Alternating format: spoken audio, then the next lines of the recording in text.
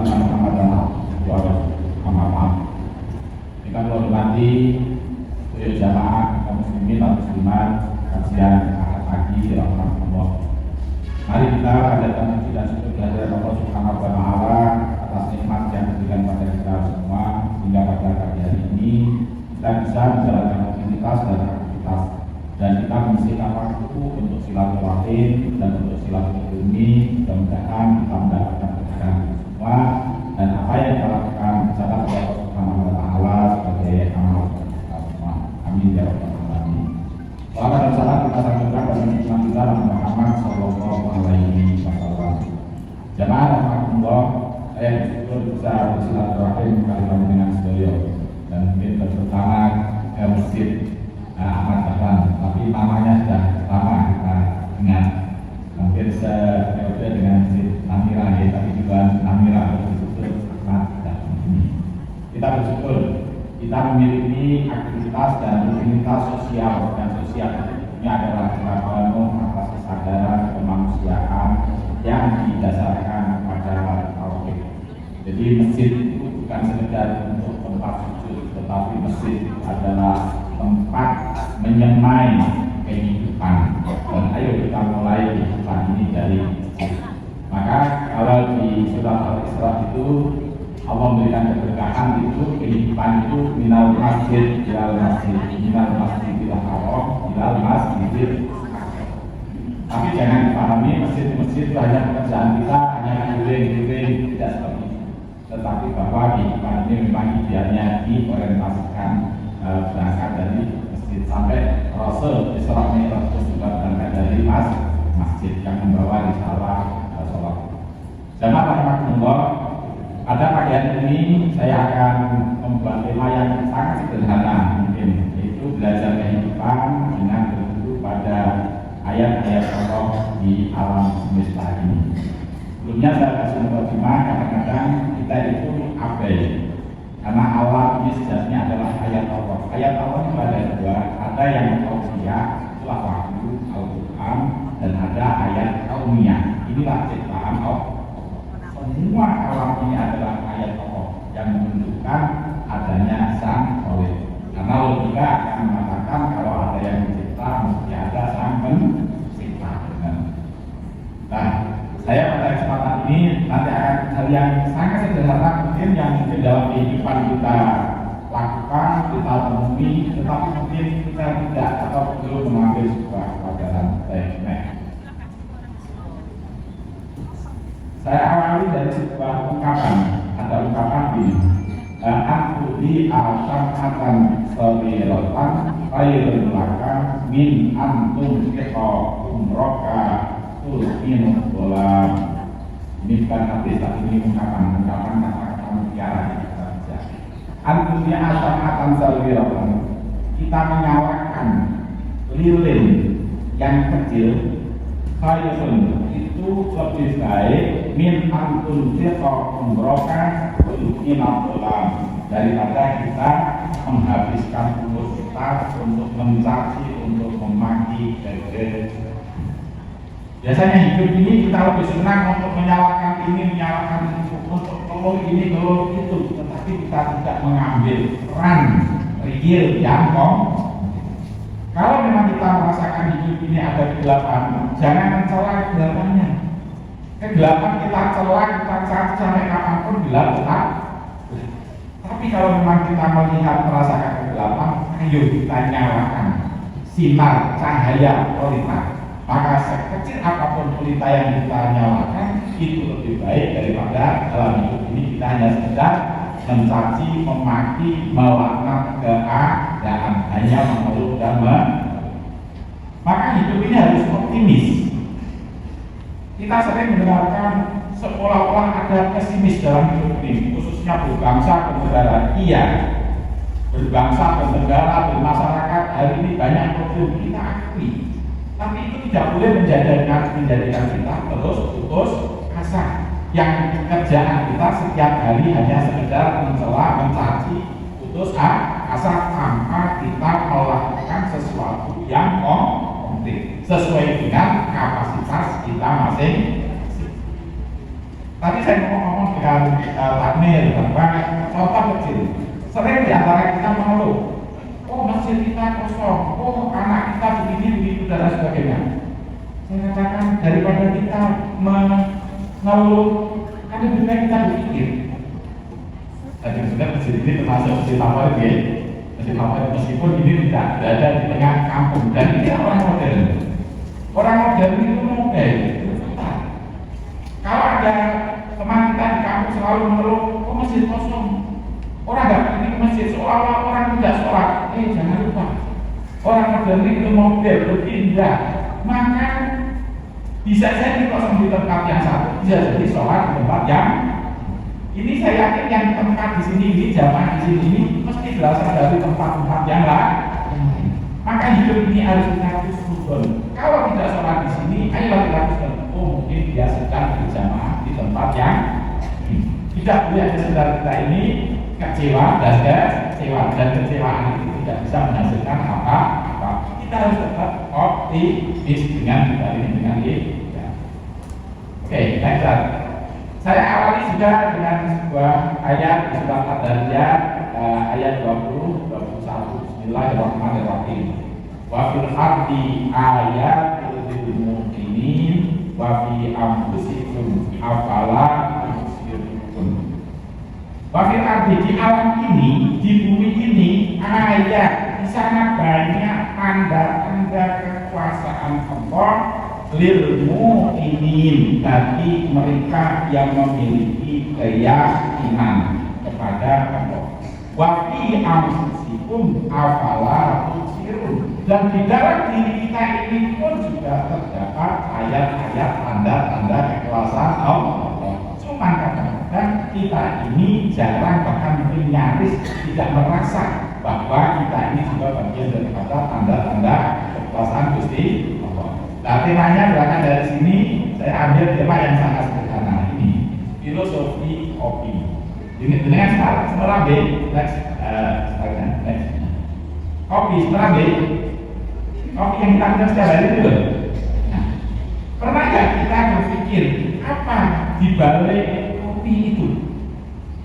Yang penting kita kalau nggak minum kopi satu hari aja sekalian dan kagian. Nah, salah satu filosofi minum kopi adalah untuk melihat makna dan rasa dari apa. Jadi dari secangkir kopi sejatinya kita bisa mengambil pelajaran bagaimana kita memberi makna dan merasakan kehidupan berasal atau pelajaran dari minum secangkir kopi. Karena minum kopi sendiri lebih, kita pelan-pelan kita lakukan. Nah, apa yang menjadikan ketagihan kopi? Rata-rata orang yang minum kopi rata-rata menjadi ketagihan ya, khususnya bagi bapak-bapak. Bahkan yang harus makan itu menjadi yang kedua. Pagi-pagi mesti kopi, siang kopi, apapun kopi. Nah, apa yang menjadikan kita itu ketagihan kopi? Padahal kopi itu bukan minuman pokok. Yang minuman pokok itu kan air putih dari pokok, nggak bisa digantikan air putih ini. Tapi orang sering dalam pikiran kita itu jarang ingat kalau sudah ketagihan kopi. Jarang ingat air itu, tapi selalu dalam pikirannya adalah kopi. Padahal dia bukan minuman pokok. Yang kedua, dia bukan tradisi bawaan. Artinya kopi itu bukan tradisi bawaan kita. Kalau kopi ini adalah tradisi, karena kopi sendiri kan kalau orang Indonesia itu kan asli tanaman Indonesia. Itu kalau nggak salah saya itu dibawa dari Belanda ke Indonesia. Terus yang ketiga, bahwa apa yang namanya tersedia bahannya bukan tersedia di lingkungan kita. Tidak setiap tempat mesti ada pohon kopi. Rata-rata kalau penggemar kopi pun mesti kopinya itu bersendiri. Tapi tadi pertanyaannya, mengapa kok terus kita menjadikan ketagihan kok? Padahal itu bukan minuman pokok kita, bukan tradisi asli kita, itu adalah tradisi bawaan kita, dan bahannya itu kan berasal dari lingkungan. Tapi kok begitunya kopi itu bisa mendarat daging di pikiran unik nggak betul? Unik. Kita pelan-pelan nanti kita bermuhasabah. Nah, ternyata tradisi dan kebiasaan ini pelajarannya tradisi dan pembiasaan itu bisa memberi dan membentuk rasa untuk memaksa perilaku. Sekali lagi, tradisi, kebiasaan itulah hakikatnya yang memberi makna, memberi rasa, dan bahkan yang membentuk perilaku kehidupan. Saya berikan contoh lagi. Coba bapak-bapak, dengan angkat tangannya. Belum dulu Ustaz. Rata-rata tangan kiri atau tangan kanannya enggak ada. Tangan kanan dekat, padahal saya tidak menyuruh angkat tangan kanan. Kalau angkat tangan kiri awas, saya akan boten. Hanya setelah saya bilang tolong angkat tangan, panjenengan semua mengangkat dengan tangan kanan. Ini bukan kemarin ada pelajaran menjadi kebiasaan ini tadi, itu tadi itu mungkin sudah berpuluh tahun mulai kecil. Bahkan ibu kita ketika waktu kecil dikasih apa? Oh jangan tangan yang bagus gitu. Itulah dibiasakan sekarang menjadi habit, menjadi karakter. Tanpa harus disuruh pun sudah secara otomatis. Nah, tapi kembali lagi pada filosofi kopi. Ternyata kenapa panjenengan kok ketagihan kopi? Padahal sekali lagi kopi itu juga bukan tanaman yang berasal dari tempat kita dan lain-lain. Tapi kok bisanya kopi itu terus bersemayam di otak di pagi-pagi nih boten nunjuk kopi kok dereng sempurna. Jadi dari situ pelajarannya adalah ternyata tradisi dan kebiasaan itu bisa memberi dan membentuk rasa untuk memaksa perilaku.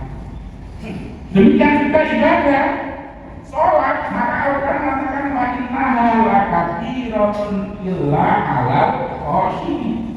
Oh berat sholat itu. Tapi bagi siapa yang tidak berat, 'alal khashiyin, yang mereka sudah terbiasa melakukan. Kalau ujuk-ujuk kok terus kita sholat, berat sekali apa sholat subuh. Panjenengan sedaya lagi subuh sudah melaksanakan sholat apapun, itu bukan karena kemarin belajar, bukan karena kemarin membaca, tetapi karena dilatih sejak kecil. Betapa pentingnya pembiasaan, dan itulah hakikat dari pendidikan. Pendidikan itu yang paling top adalah teorinya adalah pembiasaan. Gak bisa ya sudah paham, bukan. Pembiasaan itu mulai dari yang bisa jadi orang tidak tahu. Maka mohon maaf, saya asal dari Kiai saya suatu saat almarhum Pak Kiai Zarkasi itu bertanya kepada santrinya, santri, kamu pernah melihat iklan rokok pada saat itu belum semasif sekarang iklannya itu? Nggih Pak Kiai, pernah. Coba lihat iklan rokok itu. Katakanlah contoh rokok jarum. Siapa tahu yang nggak tahu rokok jarum? Semua orang tahu. Tapi kenapa pabrik rokok jarum selalu setiap hari memberikan iklan? Hari ini iklan, besok iklan, lusa iklan. Apakah karena masyarakat tidak tahu? Tahu. Tapi tidak cukup untuk tahu kenapa pabrik harus mengupdate iklannya agar masyarakat tidak segera tahu, tapi agar masyarakat membeli. Itu tujuan hidupnya. Nah, bagaimana kita mengajarkan mendidik anak kita termasuk menerapkan syariat?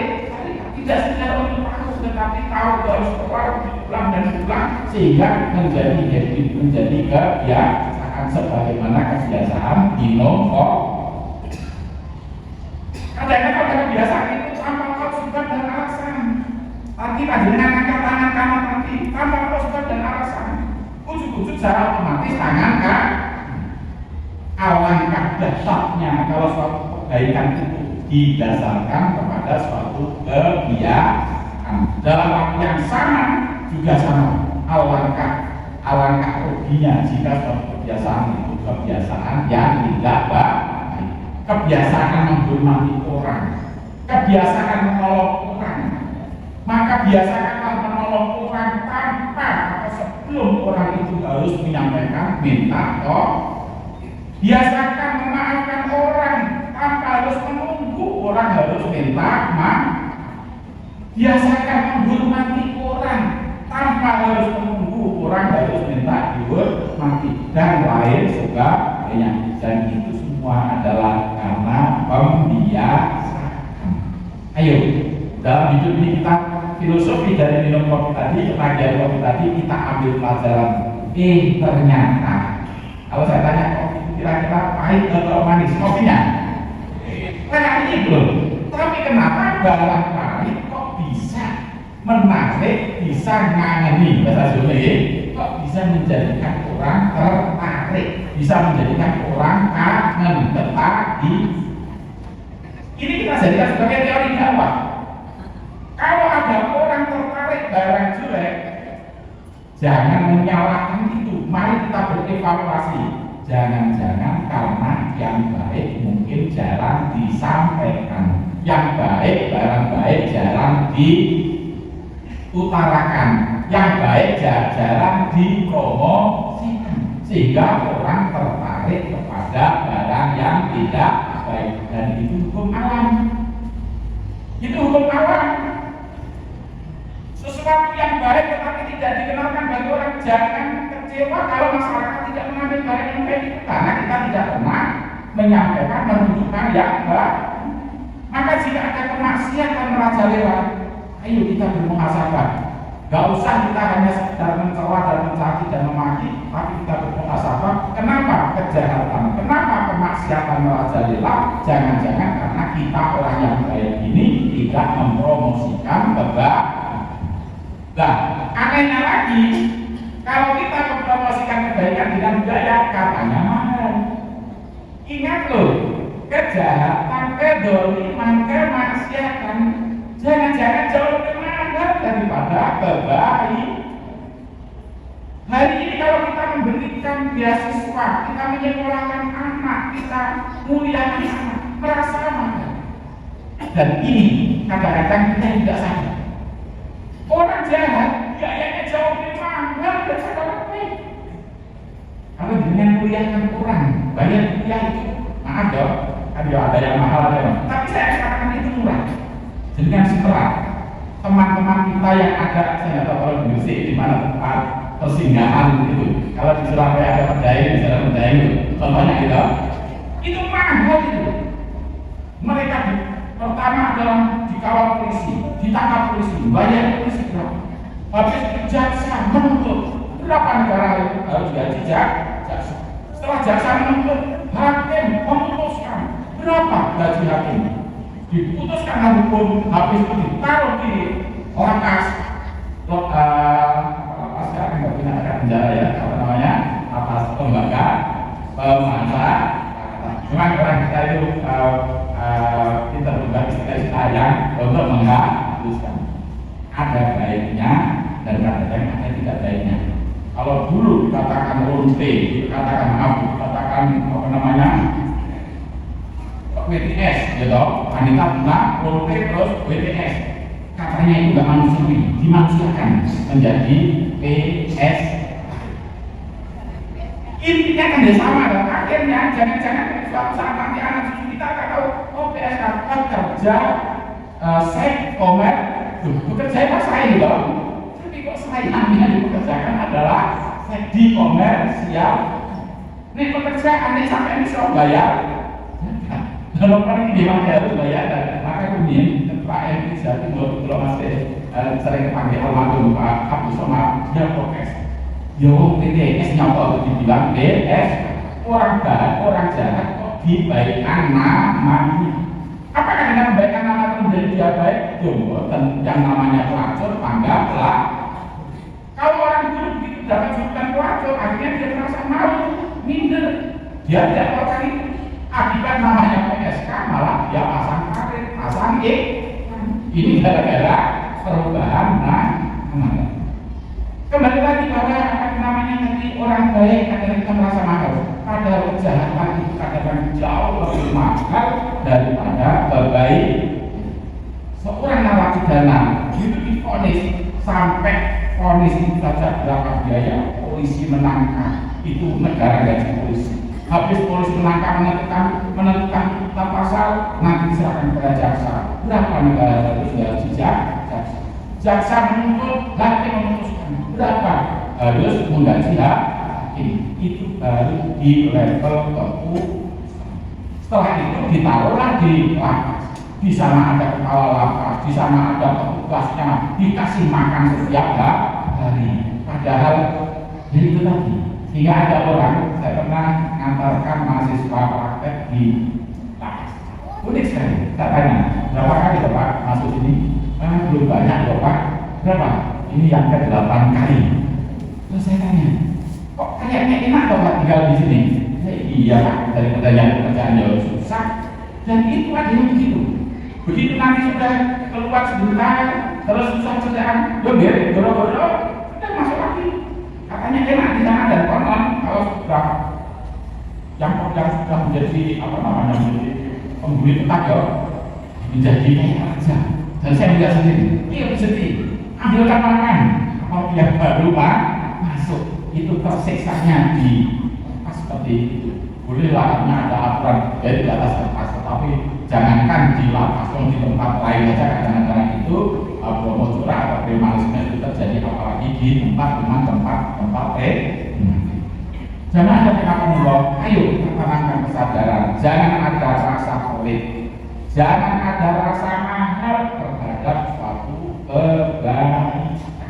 Barang jelek saja bermodal, apalagi barang baik. Tapi kita ini milik barang baik, maunya itu gratisan. Anak ngaji hanya kata-kata di kampung ya, hanya kata-kata sekedar SPP ya 5.000, 10.000, itu aja kadang-kadang minta gratis. Tapi kalau hal-hal yang tidak baik tidak ada katamu, ini kan sering terjadi dalam kehidupan. Kembali lagi tadi pada masalah kopi. Jadi ternyata tradisi dan kebiasaan itu yang kadang-kadang menjadikan kita merasakan sesuatu. Bahkan yang tidak enak akibat kita lakukan setiap hari bisa jadi akan menjadi nikmat. Mohon maaf, saya mohon maaf sekali, mohon maaf ya. Kalau saya tanya, jujur, jadi kan jatuh, kira-kira tembakau rokok itu pahit dan enak? Pahit. Bagi yang belum terbiasa, tapi yang sudah terbiasa, ya Allah, kepaten rokok sama dengan kepaten rokok begitu. Apa yang terjadi? Semua orang mengatakan rasanya rokok itu pahit, tembakau. Asap, begitu ada asap di daunnya lepas, terus dia harus masukkan dan sadar nyaman saja, karena sudah terbiasa. Sekali lagi filosofi kopi, barang pahit bisa menjadi nikmat akibat dilakukan setiap hari. Alangkah indahnya jika yang kita biasakan itu suatu amal kebaikan tanpa tahu dampak dan manfaat. Kalau sudah ketagihan itu nggak peduli. Oh ini nih melakukan ini penyakit, maka kadang-kadang menjadi ironi kadang-kadang. Rokok ditulis, rokok membunuhmu dan lain sebagainya. Ini malah dibahasakan.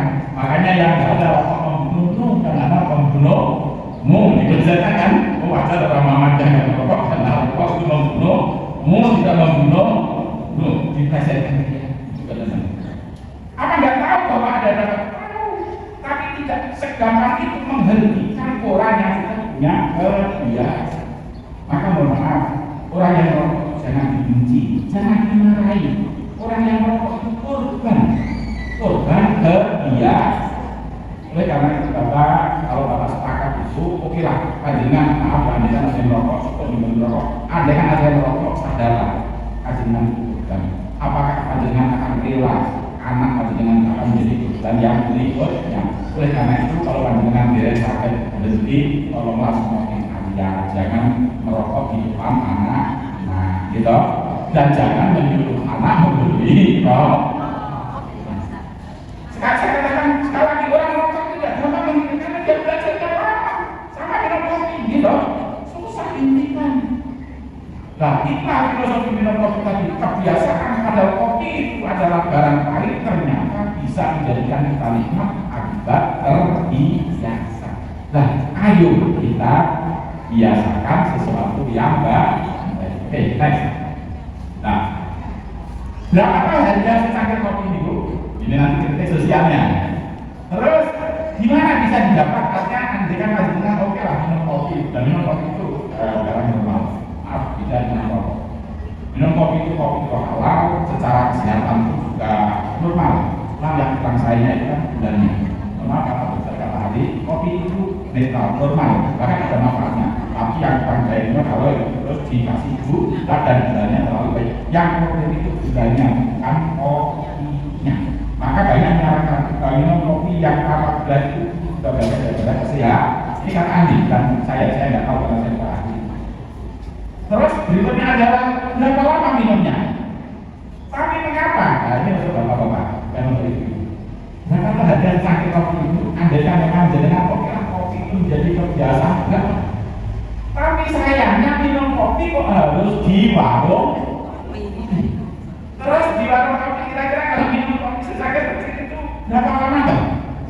Kalau memang minum kopi itu kan biar 5 menit, 10 menit selesai. Tapi kenapa harus 2 jam minum? Sehingga harga kopinya tidak sebanding dengan waktu yang ini kritik budaya. Sehingga kadang orang kantor, orang kerjanya minum kopinya alasan minum kopi berjam-jam, padahal kopinya hanya secangkir kecil, tapi disuruh sampai berjam. Ingat tadi? Nah, betul. Jadi bagian daripada kritik sosial kita. Termasuk tadi berapa harga kopi? Problem ekonomi Bapak dan Ibu sekalian, sebagaimana maaf ya, rokok itu sekian persen dari penghasilan menengah ke bawah itu tersedot yang terbanyak adalah untuk rokok. Dan rokok Indonesia itu menengah ke bawah. Karena tidak, rokok di Indonesia adalah orang miskin merokok. Ini dengan betul percaya, silahkan datanglah ke pabrik rokok ke Gudang Garam, ke Jagung, mana? Lagi pabrik rokok itu, insya Allah dengan baru mau masuk ke direkturnya di sana kan ditulis no smoking.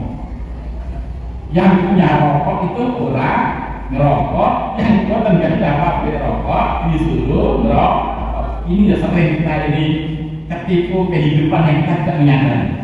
Saya jamin, saya pastikan, saya pernah masuk ke Gagaran ke Kediri. Baru masuk itu no smoking dalam hati saya. Ya Allah, alangkah bergembira ini. Yang punya pabrik rokok tidak merokok, kok rakyat dikasih iklan suruh merokok. Dan tidak ada orang yang memang merokok semiskin mereka. Udah garang berdiri. Terus ada penelitian dari disertasi UNED, dari disertasi UNED tahun 2008.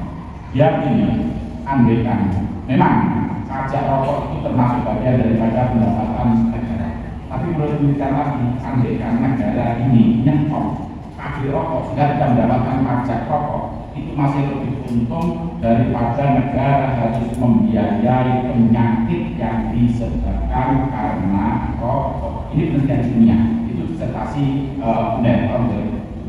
Saya punya kopiannya. Itu berbasis pada dengan bisa membayar satu bungkus rokok itu berapa toh harganya? Yang paling murah saja itu masih ada katakanlah 10.000, 15.000 satu hari 1 bungkus saja. Berarti kalau 15.000 berarti 1 bulan sudah berapa Bapak itu? 450.000. Anaknya minta SPP ngaji 20.000 saja, katanya mahal, minta digratiskan untuk sesuatu yang tidak ada manfaatnya. Begitu tega untuk mengeluarkan uang segitu. Andai kan pasti itu ditabung, mungkin sekian tahun akan bisa umroh, sekian tahun akan bisa naik haji, atau bisa untuk menyekolahkan anaknya tanpa harus cari-cari sekolahan yang gratis. Kan banyak sekarang orang sekolah minta yang gratis, bukan karena prestasi, itu memang gratis nih. Gratis karena beasiswa, karena prestasi, oh itu top, gitu. Tapi sekarang banyak rame-rame sekolah yang gratis kan bukan karena prestasi, karena daya beli masyarakat yang rendah. Tapi dalam waktu yang sama, begitu kebodosan itu sehingga sekian persen dari penghasilan seseorang dihabiskan individunya, bukan paketnya. Itu baru rokoknya, kopinya loh. Begitu loh. Dilalai kopinya di mana bisa didapat? Memangnya didapat rumah nggak bisa. Kenapa harus di warung kok? Satu cangkir kopi yang panjenengan minum di warung kopi itu akan bisa dipakai untuk minum kopi 1 ke 2. Sehingga rame-rame minum kopi sama tapi intinya minum. Tapi pertanyaan kenapa harus minumnya itu harus di warung? Dan tadi waktunya segelas kecil itu harus diminum sampai 2 jam. Kalau enggak, saya kopi, enggak. Ya kalau panas ditunggu lah kan. Selesai minum ini kan enggak. Dan biasanya ada temannya tadi, ada rokoknya sehingga kami akan mendapatkan UMR, UMK sekian persen itu kadang-kadang terus untuk dalam waktu yang sama nanti di rumah tinggal sisanya yang dibawa pulang dimakan sama-sama satu keluarga. Bagaimana ekonomi rakyat kecil tidak semakin menurun? Nah, oleh karena itu tadi, kalau tadi ini adalah next. Jadi yang ini saya sampaikan kritik ini adalah kritik masalah kita tidak efisien atau inefisiensi dalam budaya kopi. Ternyata inefisiensi dalam minum kopi bisa jadi akan terjadi inefisiensi dalam kehidupan di bidang yang lain. Kalau kita sadar hidup ini, ekonomi kita ini sudah tidak baik-baik saja. Tapi perilaku masyarakatnya tidak menunjukkan bahwa ekonomi kita ini sudah tidak baik. Maka sekarang yang itu masyarakat hanya sudah berpikir ngantri BLT, ngantri pesta demokratisasi 5 tahunan. Mohon maaf, demokrasi kita ini sekarang ternyata masuk bagian daripada panen raya. Mulai dari pilpres, semakin banyak calonnya semakin itu, terus nanti legislatif, DPR pusat, terus DPR provinsi, DPR kabupaten kota. Ya Allah, maka susah untuk menghilangkan suap sokok menyokok dalam proses demokrasi karena masyarakat sudah itu tidak lagi demokrasi tetapi dikatakan sebagai bagian daripada panen raya dari hidup. Ini sekali lagi kritik. Jadi kalau di dalam kopi tadi ada inefisiensi, bukan masalah minum kopinya, maka inefisiensi masalah minum kopi bisa terjadi inefisiensi dalam kehidupan. Mari kita efektifkan segala potensi yang ada dan kita abaikan semua yang tidak bermakna dan bernilai apa. Ini dari kalimat Nabi, min husni islamil mar'i tarkuhu ma la ya'ni. Di antara tanda-tanda kebagusan keislaman seseorang, maka orang Islam itu dia rela, dia mau untuk meninggalkan apapun yang tidak memberikan manfaat. Kalau tangga dengan beliau kepingin betul dapat yang Islamkan saya, kepingin gitu, ini merupakan cita-cita kita menjadi Muslim dan saya. Tetapi kita lupa kadang-kadang itu. Kepingin menjadi orang Islam yang baik, salah satunya adalah ayo kita tinggalkan apapun yang tidak memberikan makna dan kebaikan. Namun bila kalau justru memberi dampak kemaburan. Islam tidak anti budaya, Islam tidak anti peradaban, Islam tidak anti apapun, selagi memang hal-hal itu tadi tidak masuk kategori al-muharramat, sesuatu yang memang dilarang oleh Allah Subhanahu wa Ta'ala. Dan yakinlah setiap yang dilarang oleh Allah itu mesti akan berdampak jelek bagi manusia. Ini cara beragama yang simpel saja. Kalau Allah memerintahkan Nabi menganjurkan percayalah. Andai kan hari ini kita paham, belum paham, yakinlah nggak ada yang diperintahkan oleh Allah dan Rasul yang tidak memberikan kebaikan bagi hidup. Dan yakinlah bahwa semua yang dilarang oleh agama itu mesti akan berdampak kepada kemaburan. Cuma setan selalu dia menelikung tikungan. Islam nggak dari setan ketika menggoda dari depan nggak bisa dari belakang nggak bisa, dari kiri dari samping, digoda di kejahatan nggak bisa, di kebaikan pun digoda. Jamaah memang monggo, jangan kira setan ada di pasar panjenengan. Kalau masuk pasar itu kan Nabi memberikan syarat kalau masuk pasar mendahulukan kaki apa? Mendahulukan kaki yang mana? Kalau masuk pasar, kaki kiri masuk masjid, kaki kanan masjid positif, pasar harus berwaspada. Itu sebenarnya. Tapi jangan dikira setan itu ada di lingkungan kita. Jangan dikira iblis itu hanya di pasar kita. Di depan Ka'bah pun ternyata sekarang sudah masuk di sana setan itu. Ini ada seorang bahwasanya ada setan di sana itu. Ya Allah, gara-gara kepingin mencium Hajar Aswad, nah seperti yang kita sampaikan, nyobok pun dilakukan. Sehingga kalau bilang, ini berarti ada demokrasi kok nyobok wajar. Kok ngapain nyium Hajar Aswad? Ternyata juga ada nyobok. Pertanyaannya wajib pembetan mungkin Hajar Aswad itu. Wajib pembetan. Oh, kan namun kesunahan nek lah kok bisa aja. Dan di sana maknanya peliharaan itu. Dan yang menjadikan itu dari kita. Bahasanya, ayo baca. Kalau larang kan penggunaannya, terus 50 rial saja. Sampai itu kan. Dan itu apa namanya? Terus sampai ini sini. Ada yang mencari mangsa di luar yang kata Jawa yang begitu langsung nanti ada yang membawa. Maka kalau di jalan tawaf ada yang nyikap apa namanya motor alus, gitu. Nah itu dia. Jadi ada yang mencari mangsa, yang bujuk, deal langsung serahkan yang mengawal sampai dikabul. Nanti ada yang mengeksekusi di hadapan Hajar Aswad itu, yang itu. Nah ada 3 manajemennya luar biasa, gitu. Jadi saya tanya yang pertanyaannya, sudah sesama orang Islam kok tidak bisa kok?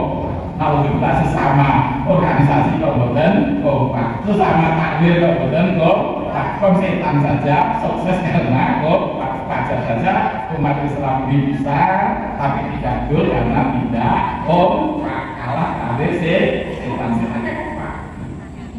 Ya, jadi sekarang ini ayo jadi kesadaran kita. Kalau memang sesuatu tidak manfaat, kita harus berani mengambil sikap. Enggak. Budaya Islam tidak ada budaya. Sekarang ini Islam tidak ada budaya. Bahkan Islam itu selalu berkolaborasi dengan budaya. Syariat, saya berikan contoh ini. Syariat, salah satu contoh syariat menuntut aurat. Satu aurat itu syariat, menuntut aurat itu syariat. Bagaimana Islam mengajari menuntut aurat? Maka berkolaborasi dengan budaya.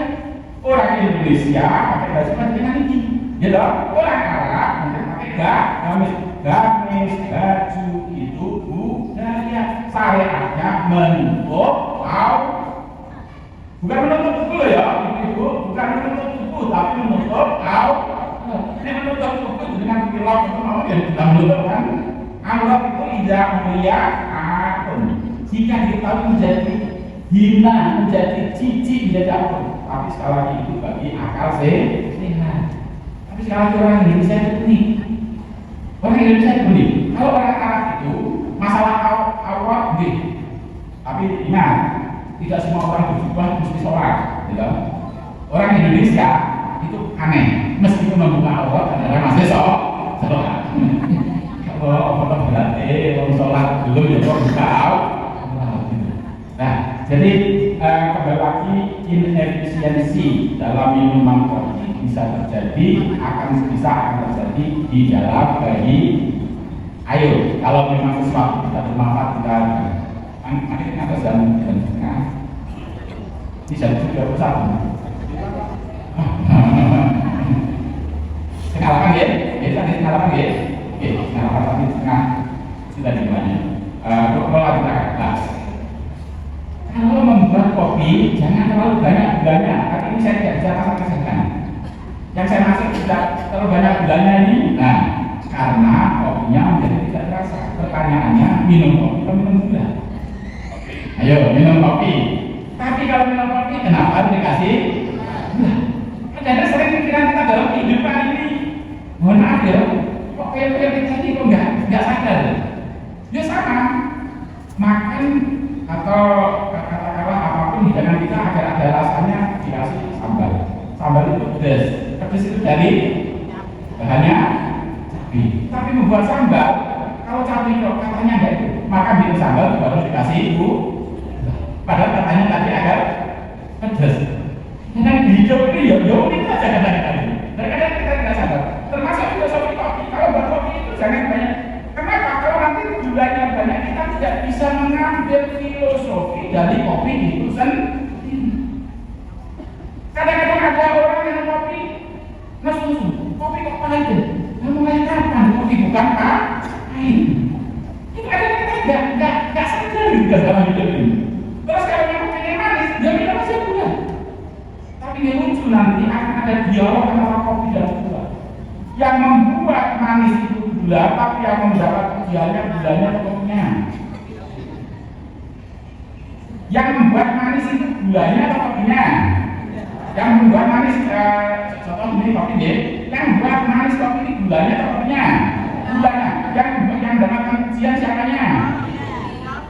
Kopinya ya. Itu adalah hidup seperti yang kita tidak fair.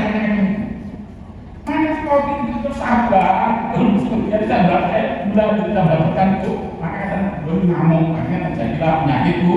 Gula akibatnya nasi itu. Kombinasi manis itu gula yang diuji kok. Itu adalah kehidupan. Dalam kehidupan kadang-kadang ada setitik. Nah, ada setitik kesalahan kadang-kadang yang terhapus semua kebaikan. Ada kesalahan satu titik, semua kebaikan terhapus. Itulah kita dalam hidup ini sering. Ibarat kopi itu tadi, yang memberi manis itu gula, kok selalu yang dipuja kok tidak mau memberikan benar. Tidak ada istilah rumput tangga rumput hijau dibandingkan rumput sendiri. Kira-kira yang dipuji itu membuat kopi, terasi kopi di warung kopi atau terasi kopi di dapur rumah. Bisa dijawab. Dalam kehidupan banyak hal yang tidak pokok atau tidak penting, tapi dapat memalingkan tujuan, memalingkan prinsip. Sebagaimana dia sering menafikan rasa, ketika puas atas rasa kopi yang mendapat ujian manisnya, tapi yang mendapat ujian tapi manisnya bukan atasnamakan gula, tidak atasnamakan kopinya.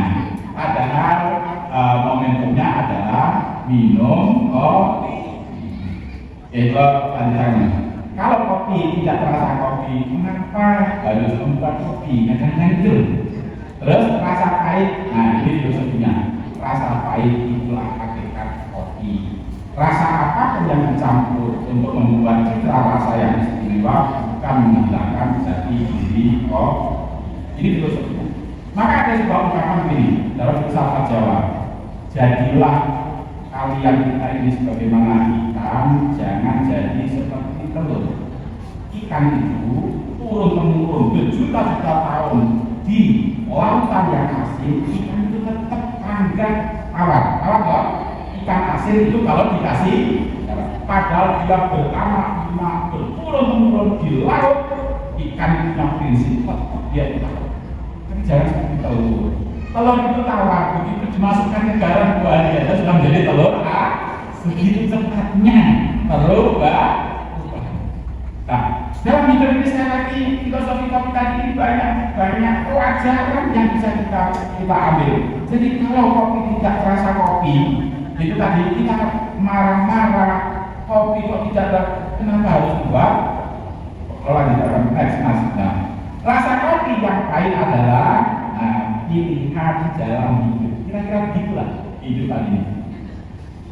Dari aspek pekerjaan bermacam-macam, termasuk tentang apa kalau saya nggak ada pasangan, itu pilihan loh. Maka kalau sudah pilihan, ayo kita belajar bertanggung jawab. Ibarat minum kopi. Karena kita sudah kabur kita minum kopi, maka ayolah kita tanggung rasa pahit itu. Maka rasa pahit itu ketika kita merasakan istiqomah, insya Allah suatu saat juga bisa menikmati. Itu prinsip dalam kehidupan, prinsip dalam bekerja, prinsip dalam berkarir. Maka idealnya pada hari ini manusia-usaha. Orang cucu jadi presiden, cucu jadi menteri. Orang katanya tukang sampah, tukang sapu, dia menjadi profesor sampai menjadi wakil menteri, wakil menteri desa itu. Dan sekarang menjadi trending topik itu loh. Ya Allah, wajar dia bisa membuatkan orang dan jangan-jangan dia pun juga berbuat dirinya lah. Betul kalau lanjutkan dengan teman-teman.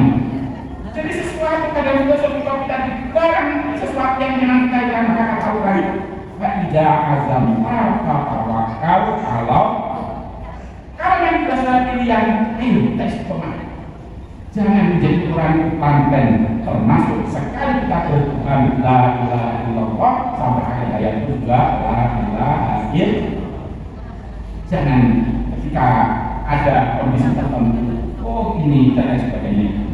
Jadi rasa kopi yang pahit adalah pilihan jalan hidup. Harapan kenikmatan dari jalan yang baik ternyata kita bisa merasakan suatu kenikmatan. Maka kata orang Jawa, urip itu ada filosofinya, urip itu pansinapang. Nah, ada hidup itu hanya adalah tergantung yang melihat. Nih, dokter saya petani dokter itu, jadi dokter, oh enak ya petani itu makanannya sehat semuanya. Selalu orang akan selalu melihat orang lain itu enak, tidak pernah kita melihat diri kita sendiri. Ayo kita terima takdir Allah yang ada pada kita, sembari kita nikmati dan kita syukuri, insya Allah itulah yang terbaik bagi diri kita. Maka Al-Quran memberikan satu bangkit, wa'asa antarrohu syai'an sawwa lakum wa'asa syai'an wa'wa syarul lakum. Bisa jadi dalam hidup ini mungkin kita tidak berkenan awalnya, tapi jangan-jangan dibalik yang itulah yang baik bagi diri kita. Wa'asa syai'an bisa jadi kita senang dengan sesuatu, belum tentu yang kita puji itu baik bagi diri kita. Allah yang lama antum lara. Oleh karena itu ini ibarat satu dari kita yang seperti ini, pasangan kita ayo hidup pilihan. Ibarat kopi, semakin kelihatan pahitnya semakin kelihatan manis. Nah kata dia itu prinsip minum kopi, dan itu bagian daripada ayat-ayat Allah dalam kehidupan. Jemaah rahmatullah dan 31 ini yang saya sampaikan. Mangke akhirnya pun ngomong dengan mengesahkan mengenai yang kesempatan ada kelanjutannya dengan beberapa tapi karena waktu sudah cukup dan tukar saja. Mohon maaf atas segala kekurangan dan kesilapan. Alhamdulillah karena satu kombinasi dirontan kesayangan itu tidak dari Allah, yang ada kekurangan itu datang dari diri manusia. Mau dari manusia pada waktu Bismillahirrahmanirrahim. Alhamdulillah.